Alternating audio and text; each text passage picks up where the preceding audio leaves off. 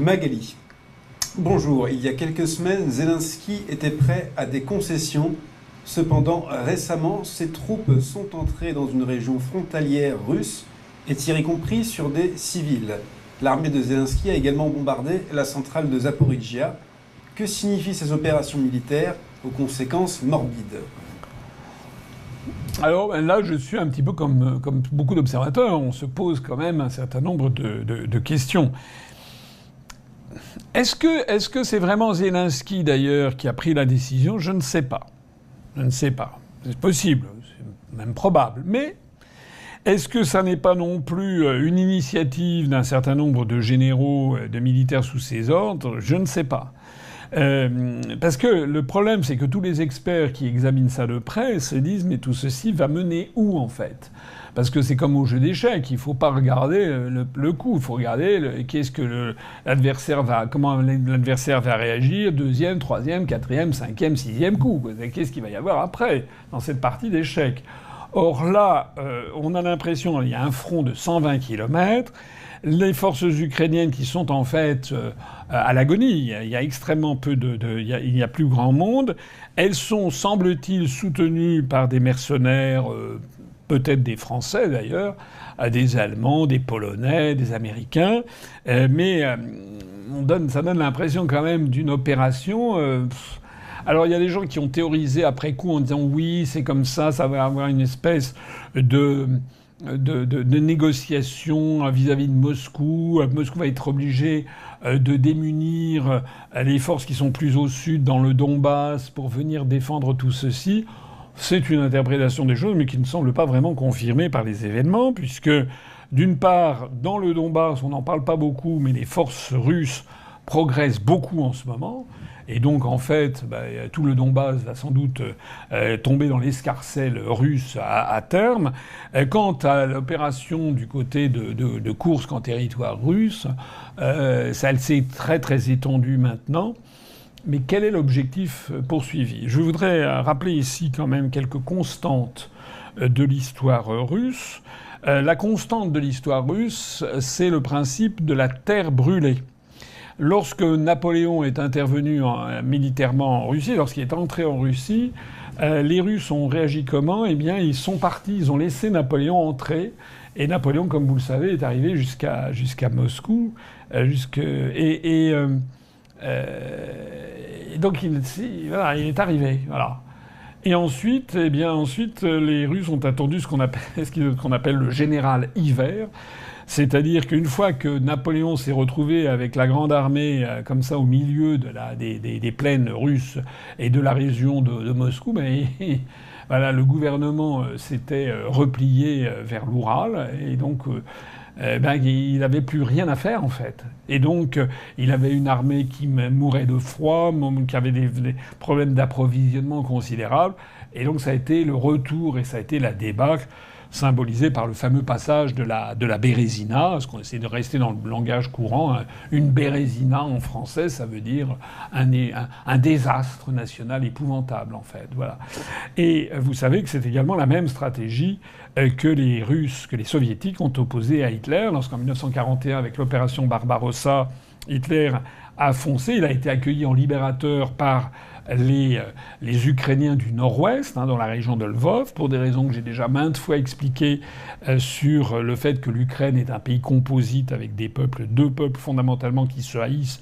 Le Nord-Ouest qui est peuplé de Polono-Lituaniens qui détestent les Russes et le Sud-Est peuplé de Russes.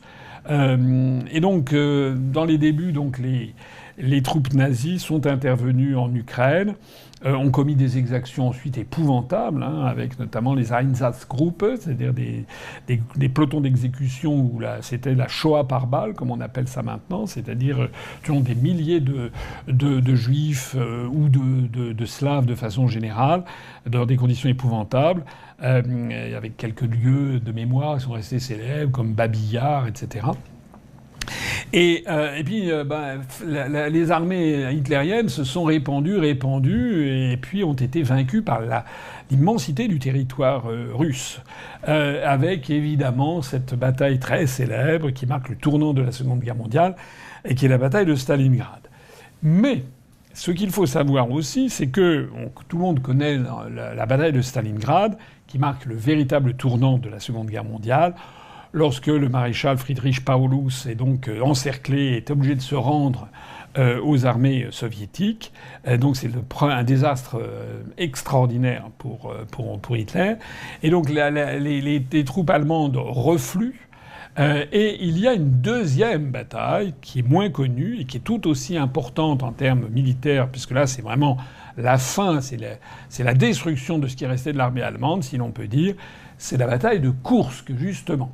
C'est-à-dire que le mot de Koursk, et ça c'est très important à comprendre, je n'ai pas vu beaucoup de journalistes, j'ai même entendu aucun journaliste le souligner, c'est que Koursk, ça résonne dans l'âme russe comme Verdun dans l'âme française, quoi. Koursk, c'est le symbole, après Stalingrad, la bataille de Koursk, c'est là que Hitler a été détruit, en fait. Voilà. C'est un tournant, c'est le deuxième tournant de la Seconde Guerre mondiale, c'est l'écrasement d'Adolf Hitler, de ses armées. Après, il n'y a plus que des lambeaux de l'armée hitlérienne qui s'enfuient, c'en est fini. La puissance allemande a été détruite après la bataille de Koursk. C'est tellement vrai d'ailleurs que il y a des sous-marins, il y a eu un drame, je crois, d'un sous-marin qui s'appelait le sous-marin Koursk, justement. Ça fait partie des grandes victoires de la Russie. Alors, le fait que les Ukrainiens, dans l'état d'extrême faiblesse dans lequel ils sont, essayent de faire genre ou de lancer une espèce de contre-offensive, mais ça fait penser un peu à la contre-offensive des Ardennes à la fin de la Seconde Guerre mondiale avec les nazis, et lancer cette opération et menace la ville de Koursk, enfin ils sont dans l'oblast de Koursk, il y a une volonté de la part des Ukrainiens d'humilier la Russie. C'est d'ailleurs la première fois, ça a été souligné par les journalistes, la première fois depuis 1945 que la Russie est envahie par une armée ennemie sur son propre territoire. Parce que c'était inimaginable. Moi, je suis d'une génération, donc, quand j'étais étudiant, quand j'étais jeune, ou dans les années 70 du XXe siècle, c'était inimaginable d'imaginer qu'une puissance militaire s'attaquerait à l'Union soviétique avec sa puissance nucléaire, etc. Et donc les Ukrainiens, l'armée ukrainienne, mais encore une fois on ne sait pas très bien comment elle est composée, interviennent, et pour la première fois interviennent sur le territoire russe et menacent la ville de Koursk. Alors pas besoin d'être grand clair pour savoir ce qui va se passer ensuite. J'ai vu que Zelensky a dit qu'il retirerait ses troupes si Poutine voulait une paix juste, c'est-à-dire essayer de réagir en position de force. Il s'y est pris, je pense, de la plus mauvaise des façons, puisque là, il a voulu humilier Poutine et humilier la société russe. Donc le résultat, c'est que au lieu que ça pose que le pouvoir de Poutine soit ébranlé, il y a au contraire Poutine a derrière lui très probablement plus de 90% de la population parce que les Ukrainiens s'attaquent à Koursk. Et donc, moi, ce que je pense, on va voir la suite des événements, ce que je pense, c'est que la réponse des Russes va être absolument terrible. Elle est d'ailleurs déjà terrible, puisque d'après les informations dont on dispose, c'est une hécatombe, c'est un hachoir à viande, hein, comme disent les anglo-saxons. C'est une hécatombe du côté des soldats ukrainiens, qui sont... parce que la Russie, l'armée russe n'a pas encore donné toute sa puissance. Il est donc vraisemblable, très vraisemblable, que la réponse russe va être quand même assez sanglante et assez cinglante contre l'armée ukrainienne. Voilà. Ensuite, qu'est-ce qui va se passer ? Il est possible que ce soit une débandade générale et que ça se termine par Zelensky qui s'enfuit. C'est possible, hein, je ne sais pas. Voilà. En attendant, ce qui est certain, c'est que il y a quand même un risque de dérapage, parce que si Trump est élu le 5 novembre prochain, Trump fera... il l'a dit et redit, arrêtera la guerre très vite. Il suffira qu'il retire le soutien à Zelensky. Et donc la guerre s'arrêtera tout de suite. Et puis les domestiques européens qui ont perdu tout honneur en la matière, à commencer par Macron et à continuer par Scholz, eh bien les domestiques européens s'aligneront sur la nouvelle pensée venue de Washington et donc l'Occident entier battra retraite sur cette affaire. Si maintenant c'était Kamala Harris qui était élue, là il y a un souci quand même à se faire parce que Madame Kamala Harris, qui n'a pas l'air d'être d'une intelligence supérieure, qui est complètement dans la main de l'État profond américain, donc de ceux qui veulent la guerre, de ceux qui veulent en fait servir les intérêts non pas du peuple américain, encore moins du peuple ukrainien et absolument pas non plus des peuples européens. En fait, ils servent les intérêts des grands fonds d'investissement comme BlackRock, comme Vanguard, etc. C'est ça, en fait. Et là, il y a une crainte, c'est que les États-Unis ne soient embarqués dans un soutien de plus en plus massif. Alors là, il y aurait quand même un danger. Il y aurait quand même un danger parce que, objectivement, il faut dire les choses telles qu'elles sont, objectivement, une attaque militaire sur le territoire russe, au nom de la doctrine russe militaire elle-même, justifierait, de la part des Russes, mais enfin ils l'ont toujours annoncé, une réplique nucléaire. Faut pas sous-estimer ça.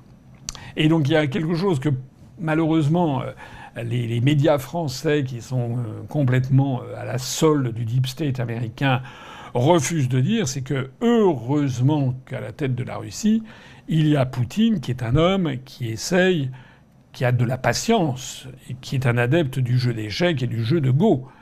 Parce que il est entouré par des gens qui sont beaucoup plus jusqu'au-boutistes que lui, et une attaque directe de la Russie par une armée comme ça pourrait valoir une réplique nucléaire, au moins avec des armes nucléaires tactiques, voire davantage.